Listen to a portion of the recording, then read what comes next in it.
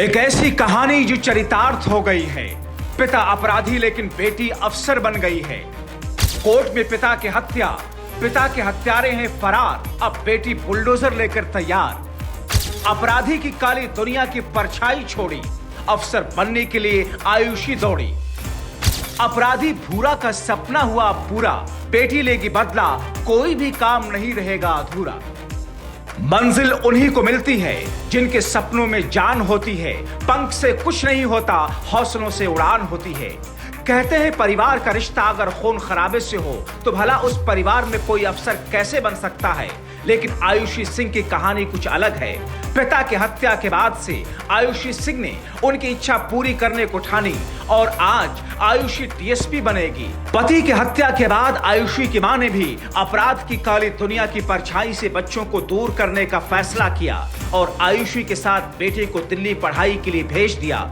आयुषी की मां को पता था अगर इस क्षेत्र में बेटी रहेगी तो लोग अपराधी की बेटी को अपराधी की नजर से देखेंगे, इसलिए आयुषी की मां ने अपने कर्तव्यों को निभाया।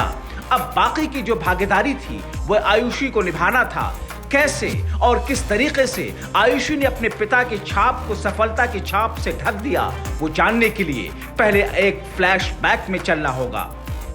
साल 2015, स्थान मुरादाबाद कोर्ट। आयुषी के पिता योगेंद्र सिंह उर्फ भूरा मुरादाबाद के ढिलारी के पूर्व ब्लॉक प्रमुख थे।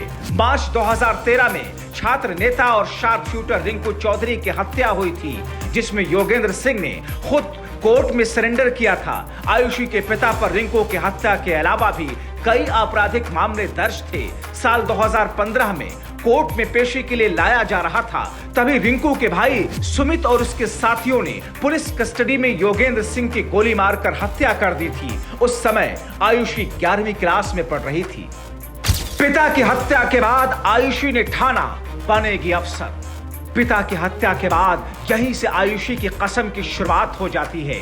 आयुषी ने ठान लिया कि हर हाल में अफसर बनेगी और जो गलती हुई है उसे सुधारेगी। आयुषी पिता की हत्या को पुलिस एडमिनिस्ट्रेशन का बहुत बड़ा फेलियर मानती है। उनका कहना है कि पूरे पुलिस विभाग एडमिनिस्ट्रेशन के सामने मेरे पिता की हत्या हुई थी। मैं आगे जाकर पुलिस एडमिनिस्ट्रेशन में अपना योगदान देना चाहती हूँ, जिससे ऐसी घटनाएं दोबारा ना हो। पिता की इच्छा और अपनी कसम को साथ लिए आयुषी पढ़ाई में जुट जाती है। लक्ष्य एक ही है, अधिकारी बनना है। पिता पर जो कलंक लगा है उसे मिटाना है।